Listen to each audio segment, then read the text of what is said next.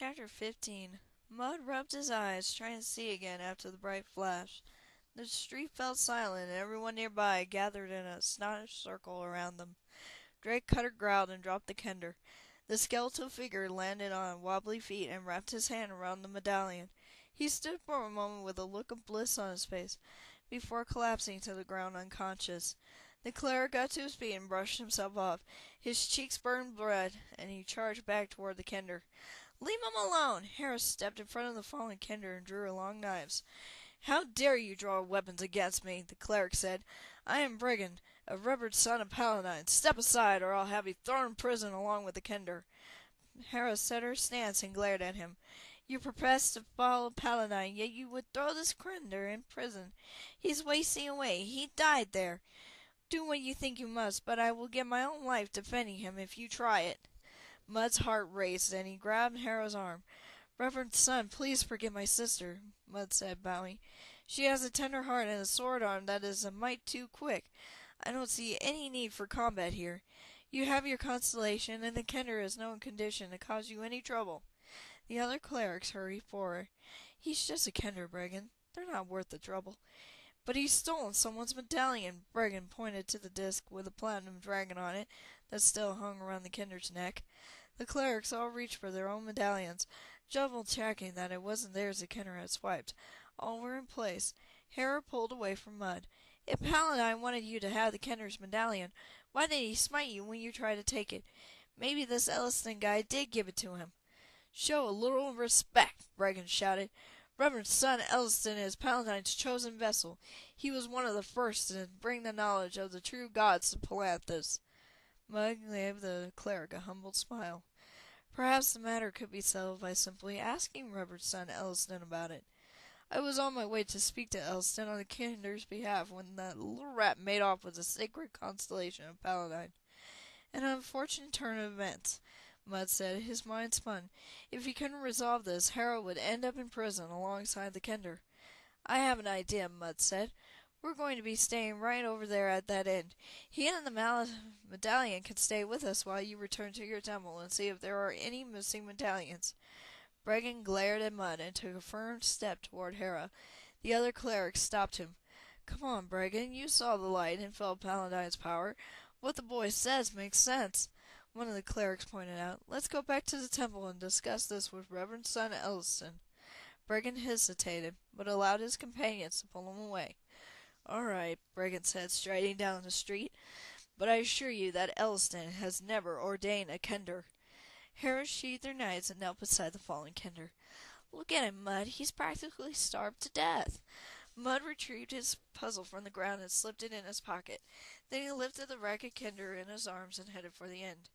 "Hera, I am going to kill you," he said through clenched teeth. "We're supposed to be saving Shannara, not throwing our lives away on a complete stranger." "I think Shannara would improve," Hera snapped. "You are one crazy girl," Drake Cutter grumbled. "Drawing weapons against a cleric of Paladine? They caught the thief red-handed, stealing that constellation thing. What was the point in defending him?" "Shut up," Hera said. "I happen to know a kender, and they're not really the thieves most people think they are." Mud carried the near weightless kender to the door of the inn and sent Drake Cutter inside to arrange him a room. The Paladine's prize was a two-story building made of sparkling white stone. The front doors were polished mahogany, and a dragon fountain out front sent a spray of tinkling water into the air. Drake Cutter returned and motioned Mud and Hera inside. They passed through a cheery common room where a dozen patrons sat chatting over an evening meal of roast beef and candied carrots. Mud's stomach protested about leaving the rich food behind as he climbed the stairs to their chambers. Drake Cutter had procured them two adjoining rooms, one for Hera and the other for the rest. The furnishings were simple but clean. Late evening sunlight came in through a wide window in the boys' room. Mud laid on the young kender on the bath. "He'll need a bath and some new clothes," Hera said, propping her bow up against a sturdy table that sat next to the wall. "Better light a fire, too, and get some food for him. Mud, have you ever seen anyone so thin?" Mud thumped his pack onto the table and took a deep breath. "No, Hera, never. It's getting late. I'm going over to the library to see what I can find. Save some dinner for me." He strode to the door. He couldn't let this Kinder get in the way of finding the dragon pendant, saving Sonara. Drake Cutter moved to follow him. Mud waved him back. You better stay here and make sure that Kinder doesn't run off. Who knows what Reverend Son Bregan will do if he comes and the Kinder isn't here. Mud's stomach growled in protest as he hurried down the street toward the great library. He was in the inner rings of the city now and could see a tall black tower to his left that made his hair stand on end. That had to be the Tower of High Sorcery. Just the sight of the cursed tower made him shudder. Across from it, a shining white marble edifice defied the tower's darkness. Mud guessed it must be the Temple of Paladine, since the clerics had headed off in that direction. The great library of Palanthus filled a whole block just ahead.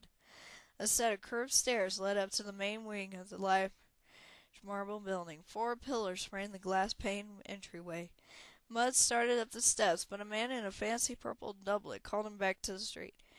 You won't be let in that way, boy. The main hall is closed to the public and guarded by the anesthetics in the library that serve Antinous. That wing over there is the public section. The man pointed to a small wing off to the left. Mud thanked him, and the man hurried away, muttering about uneducated country youth. Mud took a deep breath and looked at himself.